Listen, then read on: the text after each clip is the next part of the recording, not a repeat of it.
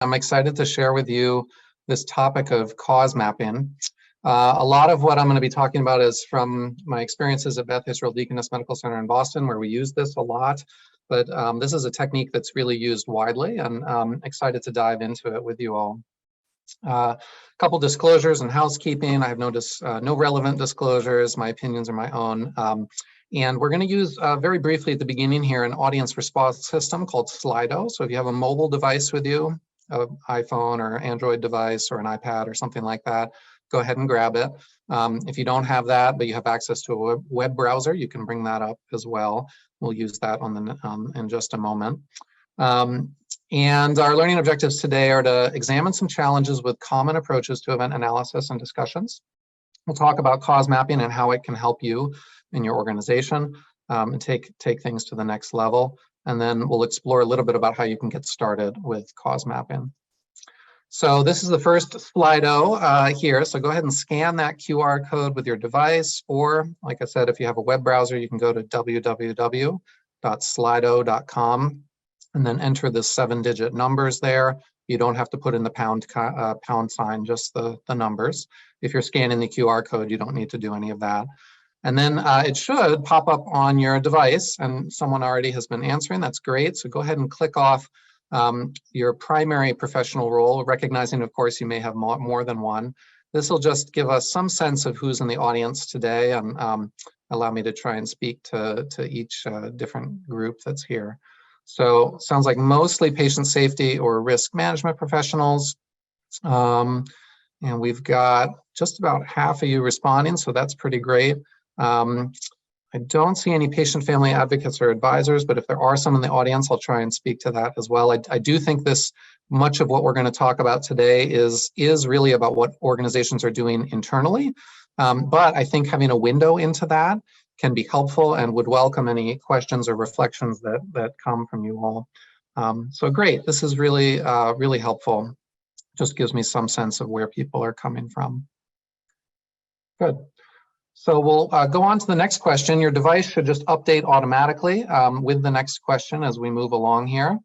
And this one is really about what your experience is with root cause analysis. Again, just trying to get some sense of where you all are coming from and what sort of experience you've had doing this work before.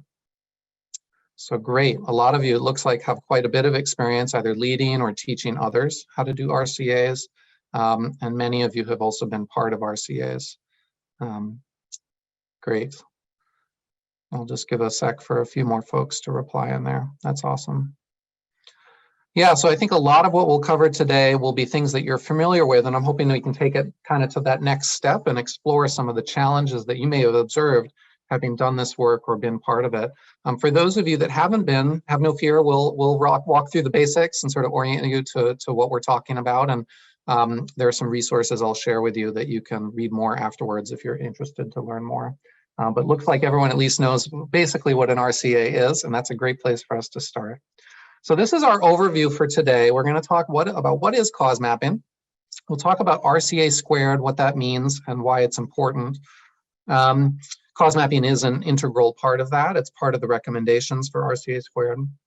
We'll talk about how cause maps compare and contrast to other methods and why it might be a useful method to get to know. We'll talk about some basic principles of doing maps. Building maps can be challenging and tricky, but I'll show you a little window into that. I will note that today is really designed as an intro to the topic, a broad overview, touching on the high level stuff. There is a lot more training that a lot of folks who get into cause mapping do.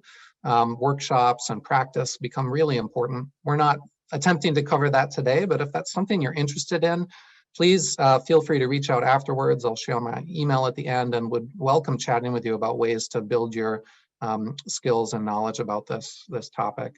Lastly, we'll close with some challenges with cause mapping and some next steps if you're interested to try and take this forward in your organization.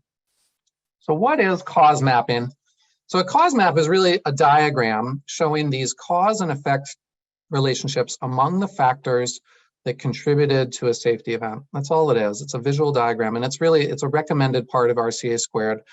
Although it feels, I think, to many of us like it's kind of new in healthcare or something that we don't do a lot of, It's actually been used quite a bit beyond healthcare, energy, transportation, aviation in particular, telecommunications, manufacturing industries use cause maps a lot. So it's really a generalizable tool for showing the findings from an event analysis.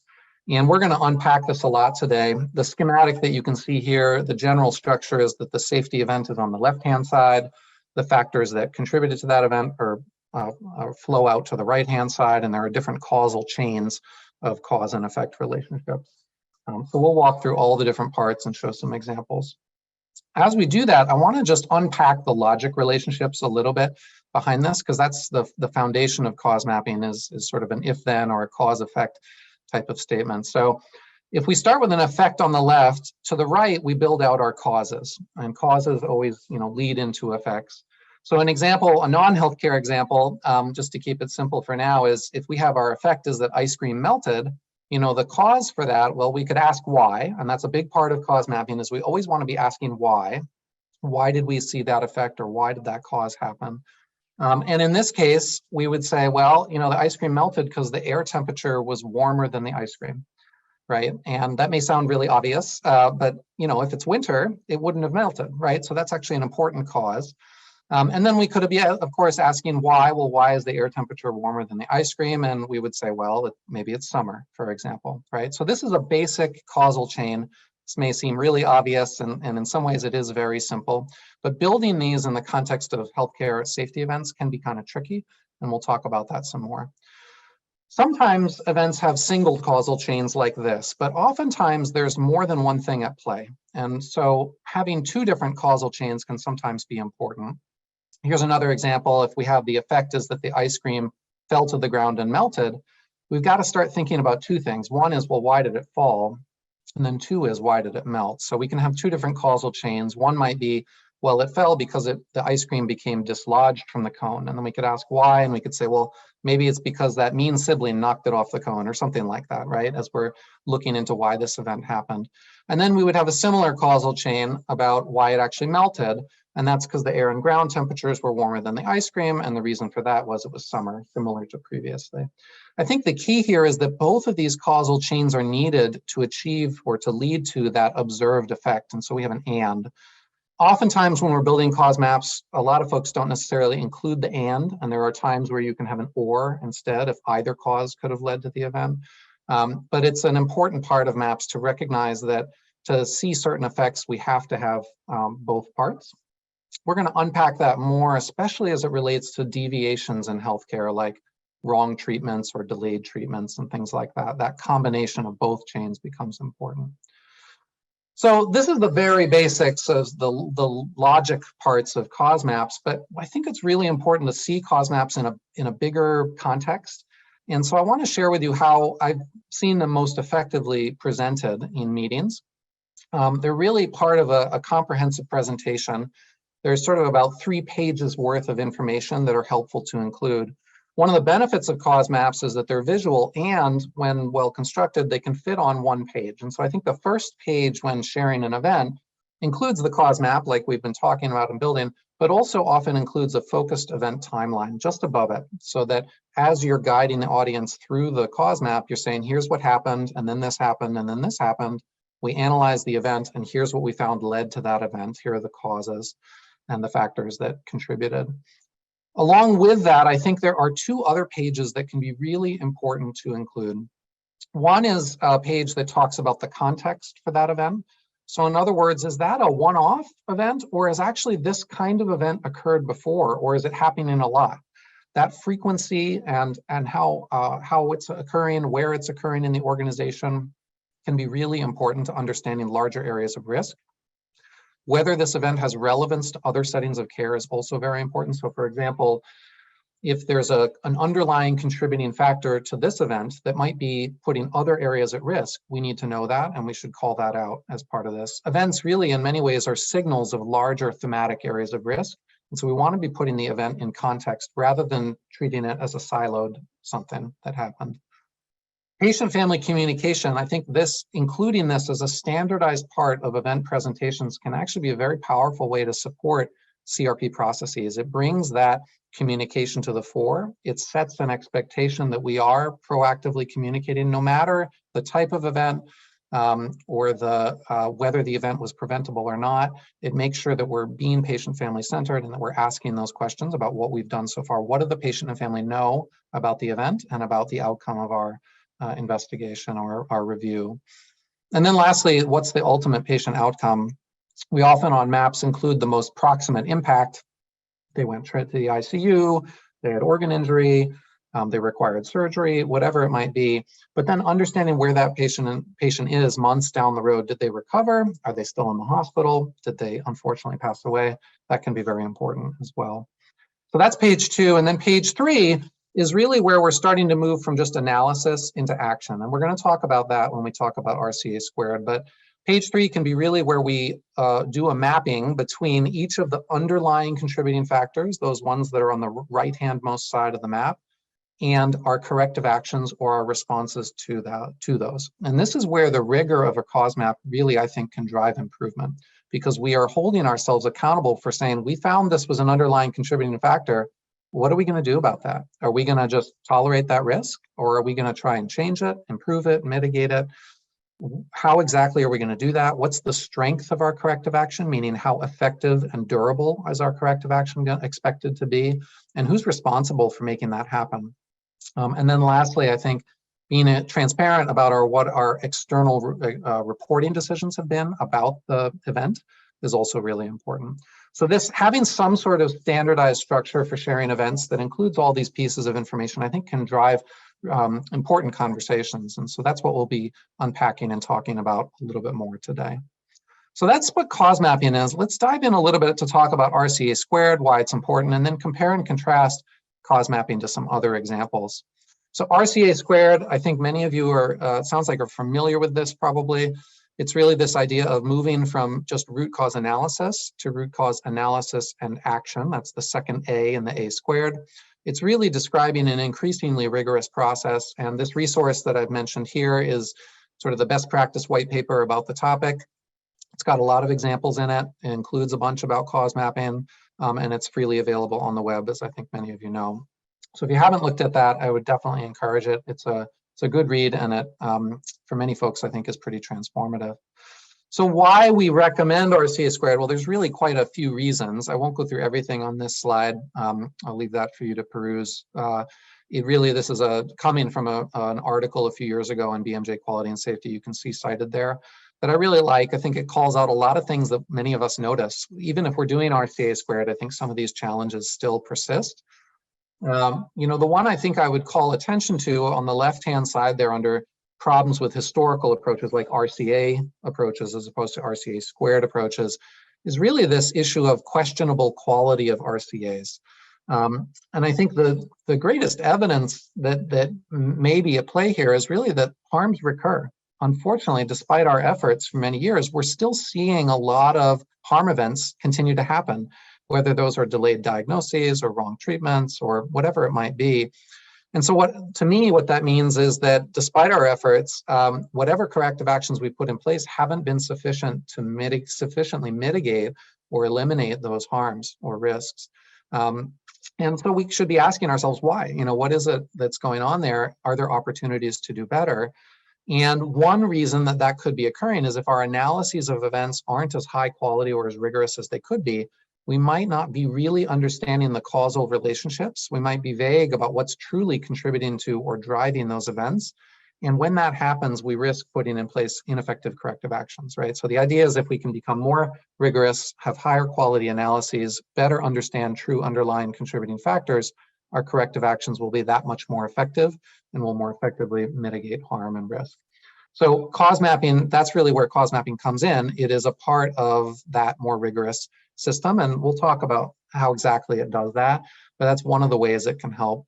There are lots of other challenges with RCA approaches that you can see here, and I think cause mapping can help with many, but not all of them. It is one tool in the toolkit, so to speak, in trying to get better at making our systems of care safer. So let's talk a little bit about what RCA squared involves, just for those that may be somewhat new to that. And then we'll unpack exactly where cause mapping can help. So as we know, safety events occur in healthcare. There are a lot of them, some more severe than others. Some proportion of them are reported. And after reporting, some subset of those undergo a deep review and analysis. And we know that we can't do a deep review and analysis on every event. There are simply too many. So we try and focus on those that are the highest risk. The RCA squared best practice paper talks about how to identify high-risk events. That's a little bit out of scope today, but suffice it to say that's actually a really important part of this. Cause mapping is an intensive process, and you want to deploy it on those events that are really going to be highest yield and that need that level of high focus. So after we do that, we're then sharing our findings in our organizations, maybe at M&M meetings or hospital level quality or safety or peer review meetings, maybe with the executive committee or chiefs of service or the board committee. If you're not in a hospital, if you're in a clinic or some other setting, there's a similar tiered structure for QAPI processes. And when those findings are shared, they're discussed, and ultimately, our goal is to find some opportunities, so identify some opportunities where we can improve, implement some solutions, test them, and ultimately actually reduce harm by implementing change that makes our systems safer. So that's the RCA squared process. That's how it's supposed to work. If we focus just now on that part around findings and how we share them and discuss them, that's where I think there's a lot happening. And when I think about that, there's at least three big things occurring in that phase of RCA squared. One is that when we share event findings, we're really helping the organization and the people at those meetings build knowledge.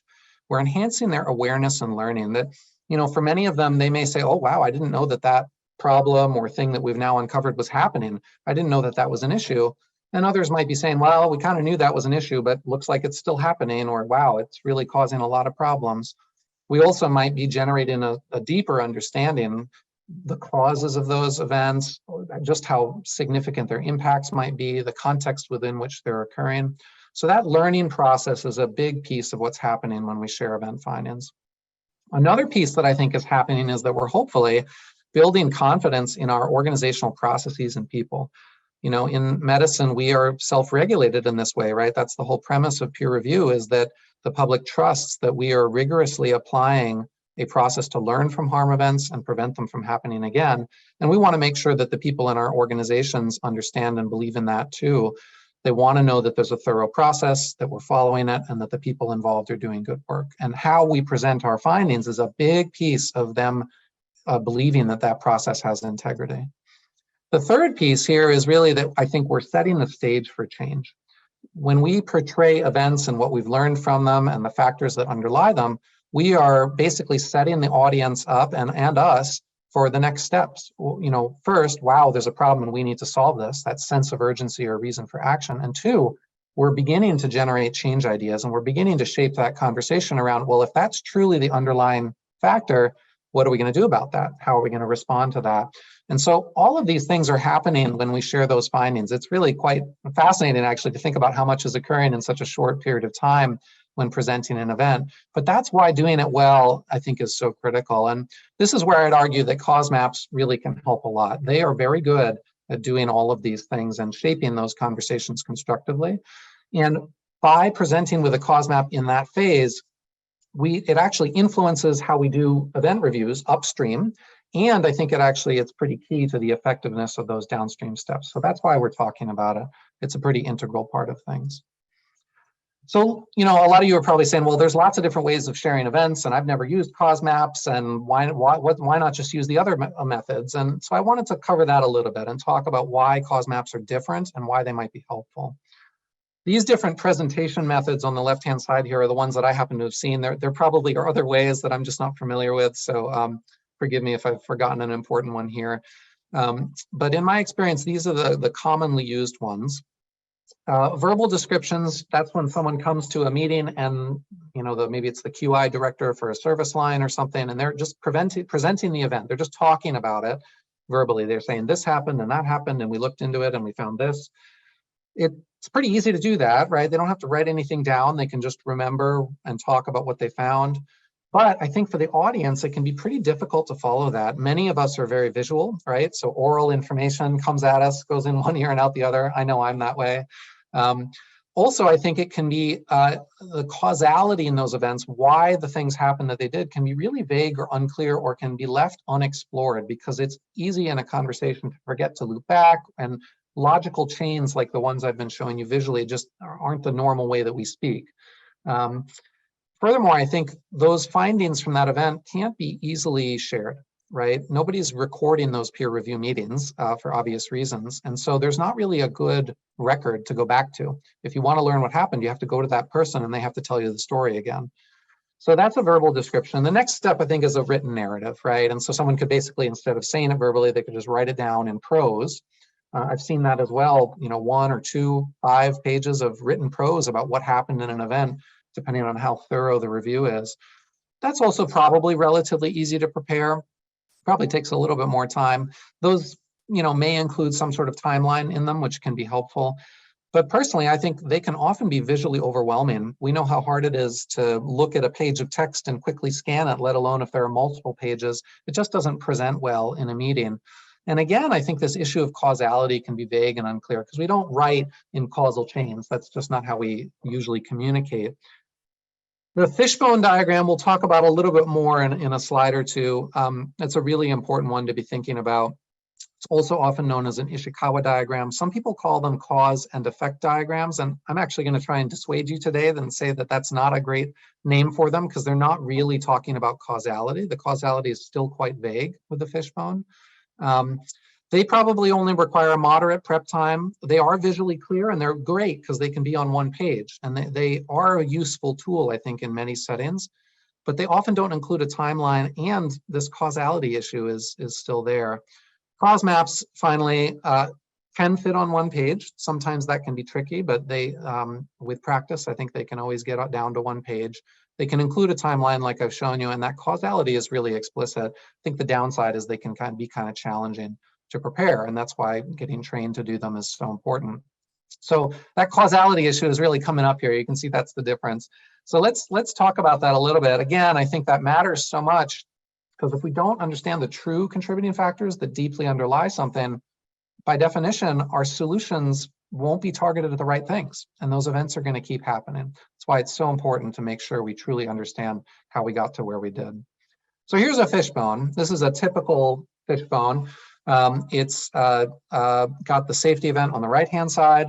There are some standard categories. Sometimes people use different categories. These ones here are the ones that I commonly see: patients, professionals, processes, et cetera. And it's just a list of factors. Not every category always has a factor in it. Oftentimes, these are used when brainstorming about what might have contributed to a safety event. They don't necessarily convey what actually contributed to the safety event, and the connections between those factors and how we got to the safety event are not always very clear. That's in contrast to a cause map, where the cause map says, here's the safety event, here's the impact from it, and here are the actual factors that we know contributed to this event. It's really about what actually happened, not what might have happened or could have happened. And cause maps also have a mechanism for including evidence about why we know that factor was at play here. Testimony from somebody or evidence from the chart review or whatever it might be. So when we look at these, I think the fishbone really has unclear causality. It's often a mix of actual and potential causes. And because it doesn't include evidence, sometimes there's a lot of speculation involved. Personally, I think that the categories are confusing. They overgeneralize and they oversimplify. There may be factors that kind of span more than one category, and then it becomes a conversation about, well, which category should we put this factor in, which isn't actually that important. What's more important is how that factor led to the event. That's what we need to be understanding. Those underlying reasons for those factors can go unexplored, and it's really unclear where to focus to prevent recurrence. Whereas with a cause map, it's much more clear and specific. The relationships are what's important, not the category in which it falls of, equipment or environment or whatever. And it really clarifies whether more than one factor is needed, and it's more clear where to focus to prevent recurrence. So if we use an example, in the top map here, the event is an unexpected death, and we might be brainstorming that a lack of training or a confusing POE or provider order entry screen may have contributed, but we don't really know how those connected to the unexpected death. Whereas if we take the same event and we put it in a cause map, one of the causal chains might be, well, the unexpected death happened because they had renal failure. The reason they had renal failure is because they were given the wrong dose of a medication. The reason they were given the wrong dose of the medication is because there was a confusing POE screen and they had a lack of training because they missed the orientation about it. It's so much more clear now. It's taken the same visual space and we have a much better understanding of how the underlying causes led to the event. Much more clear for the audience, less confusion, and we can now start asking, how can we improve the POE screen? And how can we make sure that everyone gets the training that they need, which are important underlying contributing factors. We're already driving towards better solutions without having to explain the connections between those causes and the event. So that's the power of a cause map. So to recap, what are they? They're really this standardized way to share event investigation or event review findings. And they're best, I think, packaged with all those other pieces that I mentioned to you. A lot of time spent on the cause map is helpful, but that contextual information is important too. And as we think about using them, I think it's good to just mention our overarching goals, which we've already alluded to. But really, I think we want to be promoting and guiding these constructive conversations that demonstrate the integrity of the process. We want to make sure that our audience has a good awareness and understanding, or comes away with a good awareness and understanding. And we want to make care safer. And so cause maps, again, are one tool for doing that. They're probably not the right tool in every situation. They may not be right for your organization, depending on where you are, but they're one way to achieve those overarching goals. And the reason to use them might be, one, they're a visual diagram. Two, they have this rigor and specificity and they better focus our attention. They may be more likely to help us prevent similar events from occurring. And we're not going to talk a lot about this today, but they can help us better identify thematic areas of risk, which is really, I think, a safety program's goal is to not treat events as one-offs, but really as signals of larger problems, sort of canaries in the coal mine, if you will, to understand our systems. So we've kind of flown through these first few, talked about what's cause mapping, RCA squared, and compared and contrasted. I want to get into now talking a little bit about the basics of cause maps and how we actually build them, and give you some more examples so you can see them come to light. And then we'll close with some talking about challenges and next steps. Along the way, if there are any questions or anything that's coming up, please throw them in the Zoom chat. Slido has a question function. Please don't use that. I'm not looking at it, but just put them in the chat and we'll be sure to get to those at the end. And I see that Paulina's thrown the RCA squared resource in the chat. Thanks, Paulina, that's great. So basic principles of cause mapping and some examples. So there are three phases of event analysis, at least in my mind. One is reviewing what happened and why. And this is, may sound really obvious, but this is really critical to do before you build a cause map. You can't build a cause map if you don't know what actually happened. Along with knowing what actually happened, it's really important to explore what should have happened. And we often don't spend as much time on that in event reviews, but that's actually the crux of a cause map, is making sure that we know what should have happened so that we can show that the care we provided was different than that. We have to be able to juxtapose that, and I'll talk about why that's so important in a moment. Again, sometimes when building cause maps, people get tripped up a little bit because they say, well, I think in this event, this could have happened. Maybe this contributed. And we say, yeah, well, maybe it did, but let's find out whether it actually did. Whether it's a hypothetical or an actual is really important. Cause maps are for actual things, not hypotheticals. Similarly, they might say, well, I don't know if it happened in this specific instance, but it could happen in the future. It might happen that in the future, this part of the process could break, or there could be harm this way. And we say, yeah, you know what, that's right. But that's also not for the cause map. If we want to be thinking about future hypothetical risk, that's what an FMEA is for. So a failure modes effect analysis is a systematic way to think about areas of risk that could cause harm down the road and quantify that and think about how to organize our work to mitigate those risks. But cause maps are really for what actually happened in the specific event. As we do event analyses, we want to keep asking why. Not only why did this event happen, but why did the underlying causes occur? What were the system factors that led us to that? All of this, again, is a prerequisite to cause mapping. And out of that event review, we really want to get to a detailed timeline, and we want to get clarity around what the standards of care are. And I'm going to talk in a moment about what I mean by standards, because that's actually a tricky area. But if we didn't meet our expectations about what should have happened in the event, what would have been ideal care, then we need to know why we provided the care we did. And that's really important. Again, sounds obvious, but oftentimes when you get into trouble with cause mapping, you realize it's because you got to go back and ask some more of these sorts of questions. And that's okay to draft a cause map and then get stuck and go back, totally okay. But the more thorough we can be at the front end, the easier and smoother and more efficient it is.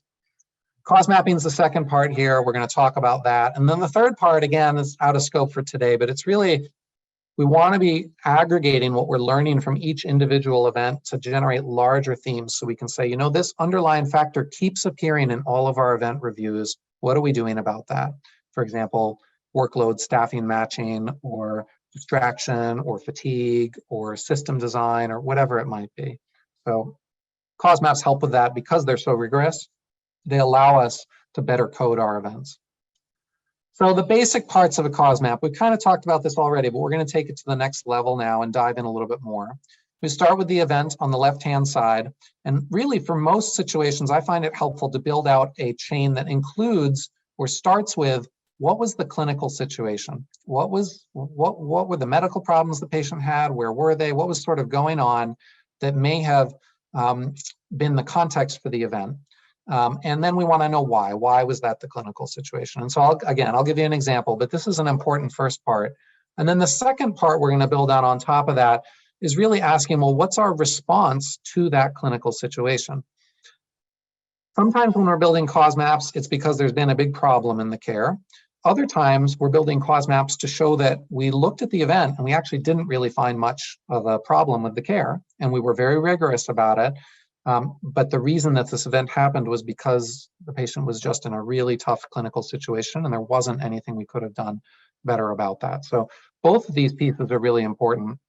So let's talk about an example to make this a little bit easier to understand. So imagine an inpatient in the hospital who has aspiration pneumonia. They're in the hospital with aspiration pneumonia, and then they suffer another aspiration event. They get something down the wrong pipe and they get sick afterwards. They have a desaturation event, and they end up getting transferred to the intensive care unit or the ICU. And when that event is reported, there's some concern about the care they received immediately after that most recent aspiration event. So if we use that schema that I just shared with you, the way we would begin to map this is we'd say, well, the event is that they got transferred to the ICU. That's the bad thing that happened to them. And the reason that they had that, well, the clinical situation was that they were an inpatient with aspiration pneumonia who aspirated again. And we could ask, well, why? And we could say, well, maybe they've got dysphagia or trouble swallowing from a recent stroke. And unfortunately, we know that that is a common risk factor for aspiration, and that folks can have recurrent aspiration, even if we're asking them not to eat or doing all the other things, modifying their diet, things that we try and do to prevent them from aspirating. So that's sort of the clinical situation.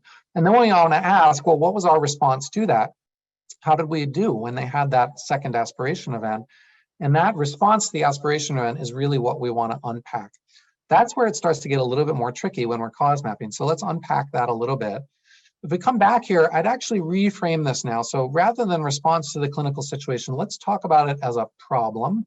This is the problem, and that we're going to frame it with a negative word, a deviation word, if you will, like wrong or incorrect or delayed or missed, something like that. These definitions are really important, I think, to keep in mind. One is, what's an event? Well, so an event is the objective bad thing that happened to the patient. And the problem is the response to the clinical situation described using a negative adjective. So whenever you find yourself using a negative adjective, like, oh, we really missed that, or yeah, we gave them the wrong medication, that's when you're now keyed into that deviation schema, and you can use what I'm about to show you. Remember that problems can be because we didn't do something we should have done, or that we did something but it wasn't the right thing. So acts of omission and commission. It applies no matter what, this schema. And it has two parts to it.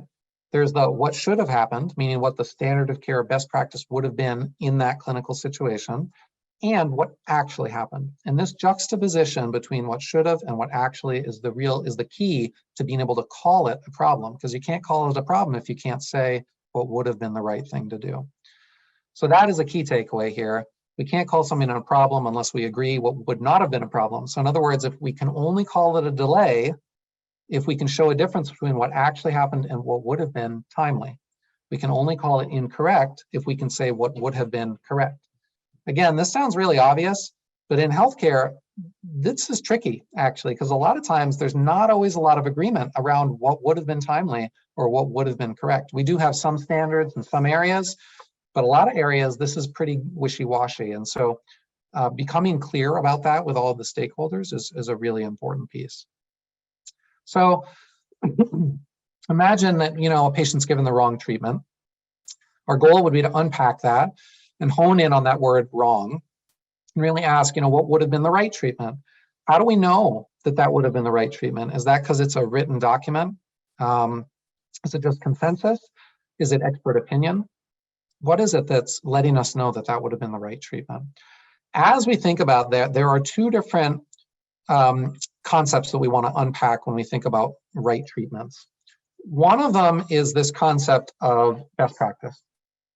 Oftentimes when we're reviewing events in organizations, we're focusing on best practice.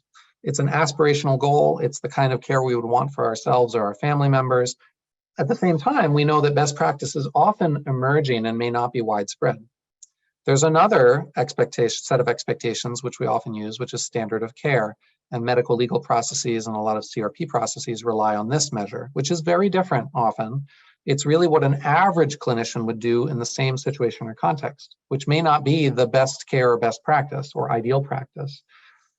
Oftentimes that standard of care expectation is different and lower than what it would be for best practice. And both of these are important. Both are valuable. It depends on which context which you're going to use. I think it's really important to just be transparent with your stakeholders about which one you're applying in a given situation. So when we find that, if we say, well, okay, they didn't get the right treatment, whatever we're saying that is, we want to make sure we know what are all the factors that played a role in that happening and them not getting the treatment that we think they should have gotten. So once you know that, then you can come back and apply your schema. So I'm going to show you 3 different schema that commonly come up when mapping events, and we'll show how these all come together to show a case. So the deviation one I've kind of already mentioned, and that one, again, is we have a deviation, and we need to show what the standard or best practice would have been and what actually happened, and we have to juxtapose that. And so, again, for this example of this inpatient with the aspiration event, their oxygen saturation dropped to 83%. But it took 10 minutes before that was recognized and supplemental oxygen was provided. And it turns out when we look into this, that desaturations less than 85% on telemetry should be responded to within 3 minutes. And that's actually, in this organization's example, that was in their policy. They had a nursing telemetry policy that had that written down verbatim, right? And so our response took 10 minutes. That's a clear deviation. We can now call that a delay in recognition and desaturation, right? Because we know that we should have done it in less than 3. We then, of course, would want to ask why, and that's that yellow box. We'd need to build out that chain and say, well, why did the response take 10 minutes? Was there a patient coding on the unit?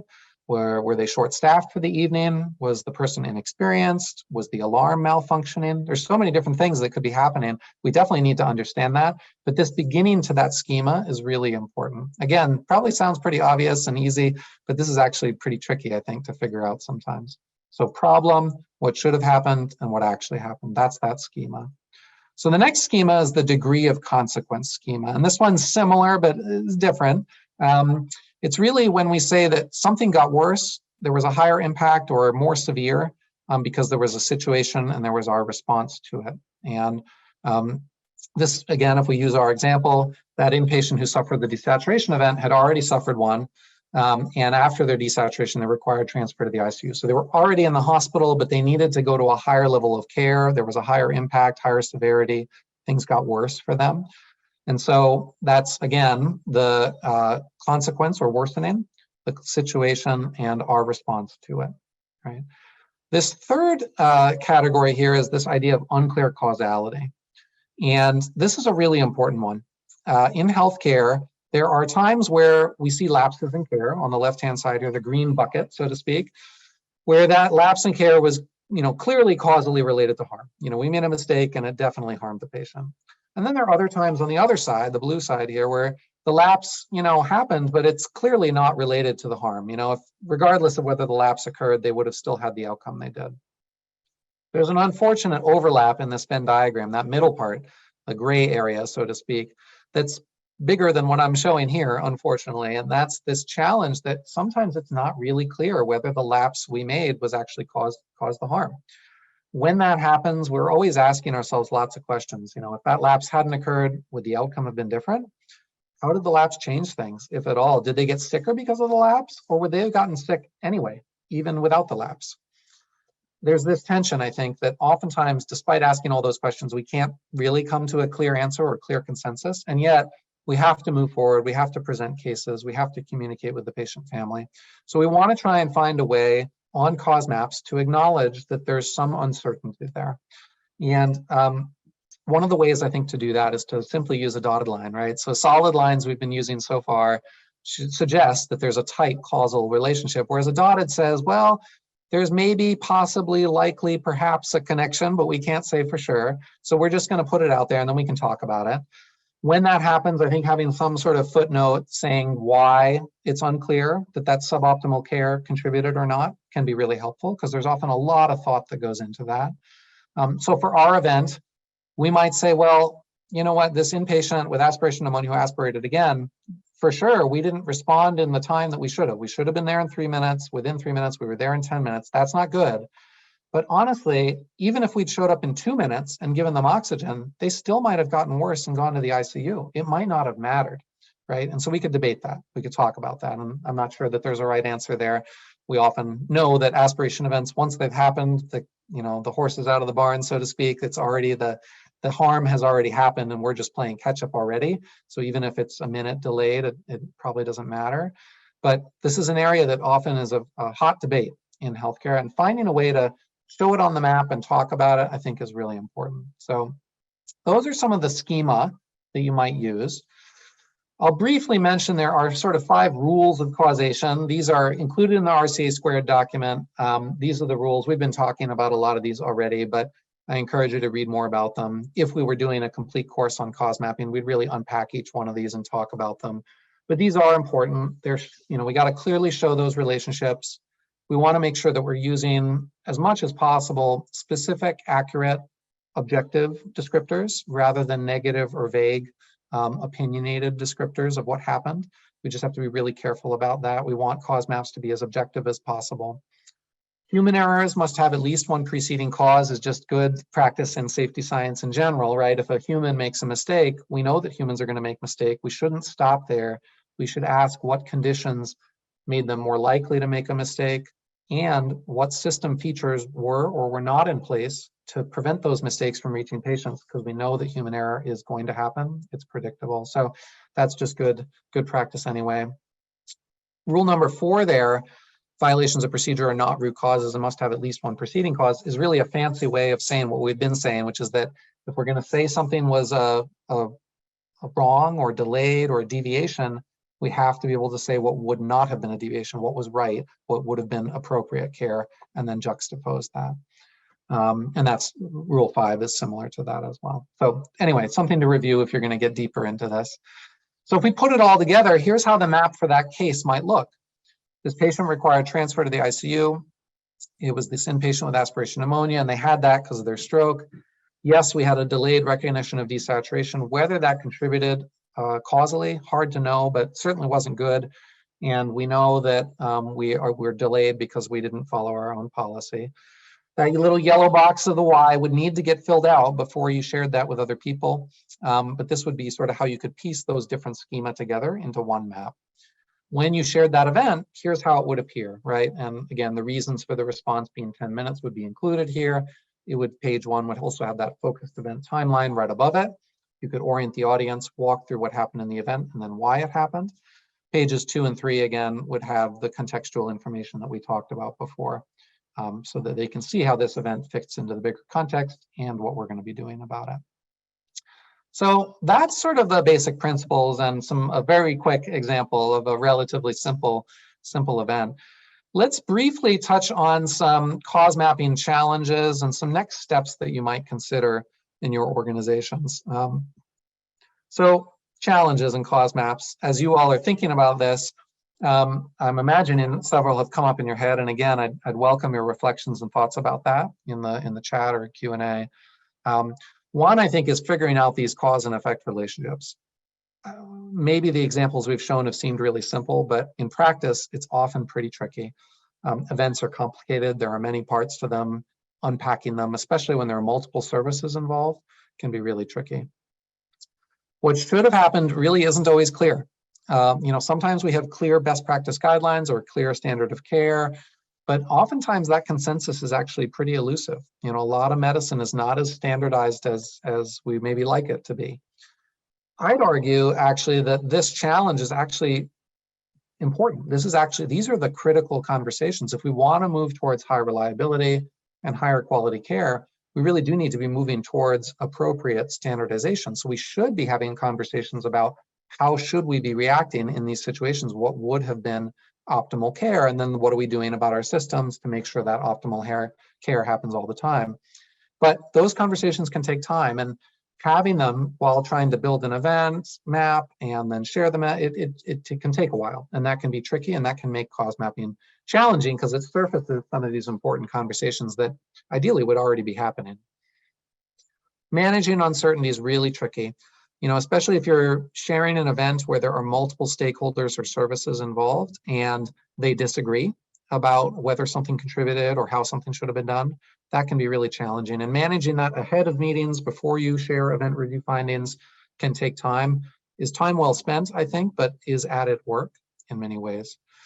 Keeping maps succinct, I've shown you an example that fits very nicely on one page, but in reality, with complicated events, there can be long causal chains. And you have to find a way to be able to collapse those maps and show the essential features. There are techniques and tools for doing that.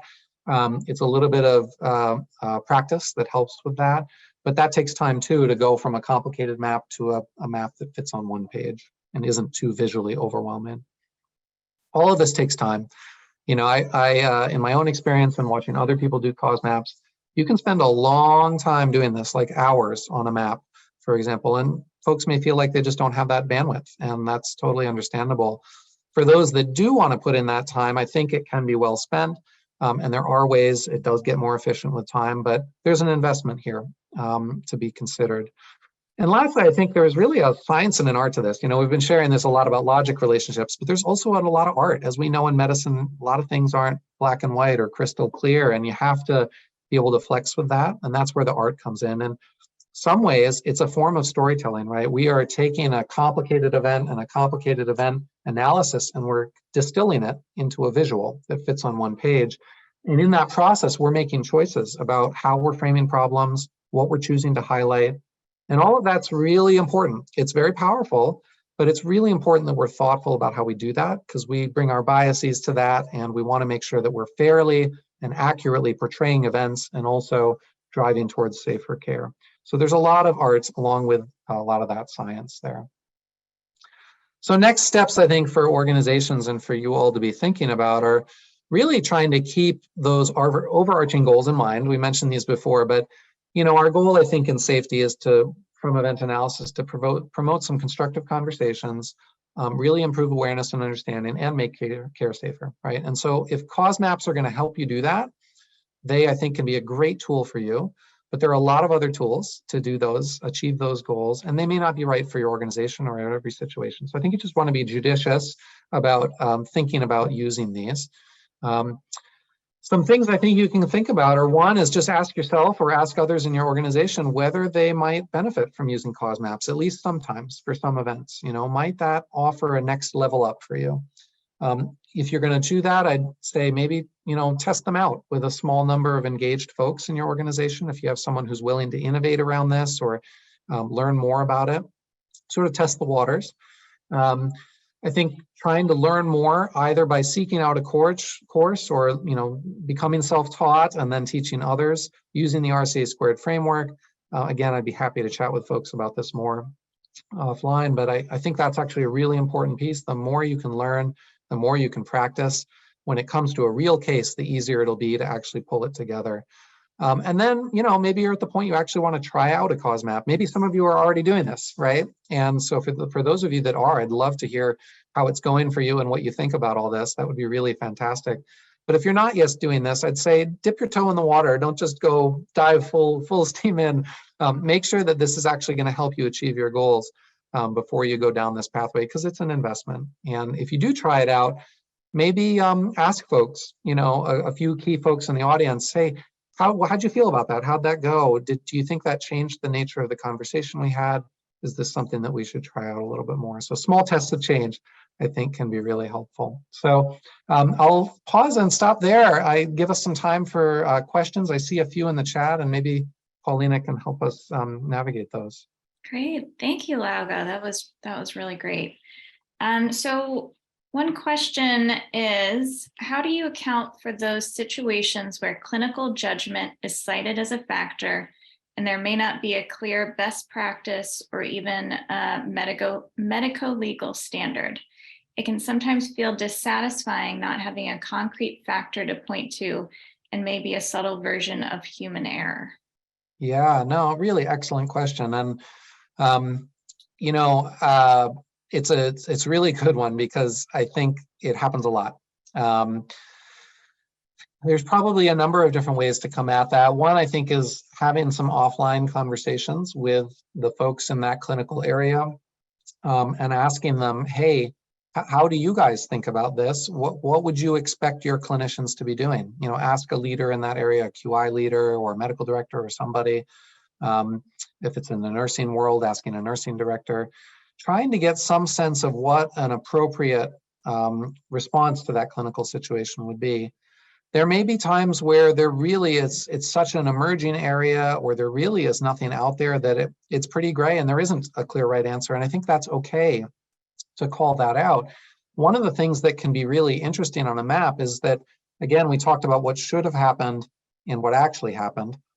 If there isn't a clear standard, you can, instead of the what should have happened space, you can actually say, there is no clear standard. We actually don't know.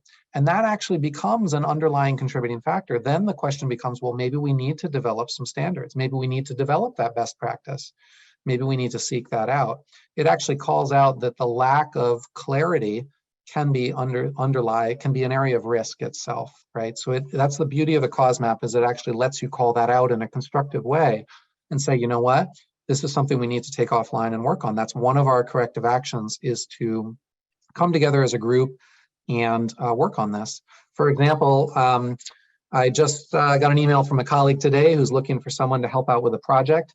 They're working with the emergency department and the internal medicine department to try and figure out, for patients with ascites, when should their paracentesis, when they're getting admitted from the emergency department, when should their paracentesis happen?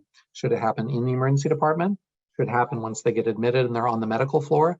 There isn't a clear guideline around that, right? There's not a clear standard of what should be happening in those situations. And that led to some confusion in a case, and it caused a negative outcome.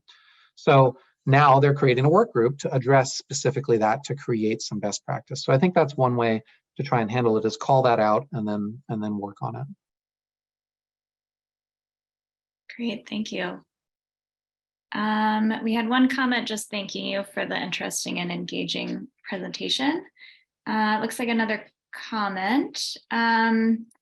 We recently started using cause mapping. It is challenging and time consuming, but has been very beneficial to move past the complex details of a timeline and look more at concepts and really ask why until we can't ask it again. We are hoping to have more training in the new year, and this has been helpful. That is really awesome to hear. I'm glad it's going well. And I'm not surprised to hear that it's challenging and time consuming. Maybe it's I don't know what the right rule is, but to get to 90% of good takes a certain amount of energy, and then to do that last 10% takes the same amount as it took to get to the 90, right? It's a lot harder when we're trying to move ourselves from good event analysis and good RCA to great. It's tough to close that gap, and I think cause mapping maybe is one example or one part of that. How that can take a significant investment, but I'm so glad to hear that it feels like it's actually been helping. That's awesome to hear. Another question, do you have advice on how to get more experience before doing it in real life? Yeah, that's a good question. So, I think some people just practice making maps before they actually start sharing them with other people, or they practice making them and then share them with a small group of confidants and then talk about them. There are other folks who seek out training from other organizations. There's some private companies that do trainings out there that can be hired. There are others who seek education through some other safety training program. If this was something of interest, maybe we could talk about developing such a curriculum for folks that were interested to help support that work. Lots of ideas are potentially out there, but that's the ways that I've seen people do it before. What software do you use for the mapping? Visio, PowerPoint, web-based software? Yeah, great question. So you can use really anything you want. Honestly, my personal favorite is Excel. I like it for a few reasons. One, it's generally you've already got it. You don't have to pay for new software because most people have Microsoft Office in some form. Two, the canvas on Excel, meaning the amount of space you have to build your map to the right and going down, if you start in the upper left-hand corner, is unlimited, essentially, right? You're never going to run out of space. Three, you can turn off the grid lines. There's a little checkbox you can uncheck, so you have a white canvas if you want it. You've got all the shapes and tools that you want in there, the lines that can bend and that connect and dots, and you can move stuff. It's all pretty easy to move around. It's easy to share with other people, and they can also manipulate it because they also have that program on their computer usually. It's easy to take a screenshot and then paste it into a PowerPoint. I like it for all those reasons. PowerPoint is great for presenting, and that's what I would use if presenting in a Zoom meeting or even in a non-Zoom meeting. But I would not build it in PowerPoint because you're going to be limited by the space. And then you get frustrated because you're limited by the space and you're spending more time moving boxes around than just building the map. So that's why I use Excel. But to each their own. I know people who love Visio. There's, I think, Draw.io is one. I think Google has one. There's lots of options out there, and they all work totally fine. I just like Excel for those reasons I described. Great. Yep, and Think Reliability, I see from Jody. That is one of the folks that I know that does these trainings, and you can hire them. I've been through their training before, and they have some web-based stuff, and they also used to do, and probably still do now, some in-person things. So that's one option for people. Any other questions in the last few minutes we have?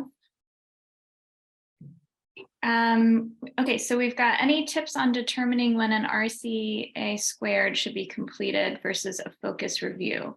Is it when you don't have clear understanding of why an event took place? Yeah, really great question. So, RCA squared, if you use the best practice guide from the NPSF, is a pretty intensive process. It involves a lot of people. There's a big emphasis on timeliness, and there's a lot of rigor involved. The way I've seen it is that organizations think ahead of time about some preset criteria for which kinds of events they're going to invoke their RCA squared process. And they usually focus on what they would consider high-risk events. So high-risk medication events like with an anticoagulant or insulin or chemotherapy or something like that. Maybe events that reach a certain level of severity, whatever it might be. But they come up with some preset criteria, and the guide, the RC squared guide, can help with that. But typically it's focused on those that represent a high risk of future harm to patients if we don't understand what happened in this event.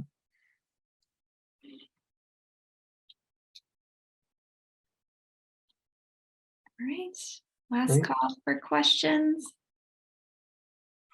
And yeah, as for sharing the slides, I think I'm happy to do that. Paulina, if we have a mechanism for that. Yes, thank you, Lago. Yeah, we will share the slides to our website, which is www.communicationandresolution.org. We will post the recording as well. And if you go to our website, if you're not already on our mailing list, you can sign up to get bi-weekly emails. So thank you all so much for joining. Thank you, Lauga, for the very informative webinar. We will not have a webinar in December, but we will resume webinars in the new year. So I hope everybody has a great rest of the year, and we'll see you soon. Thanks, everyone. Thank you.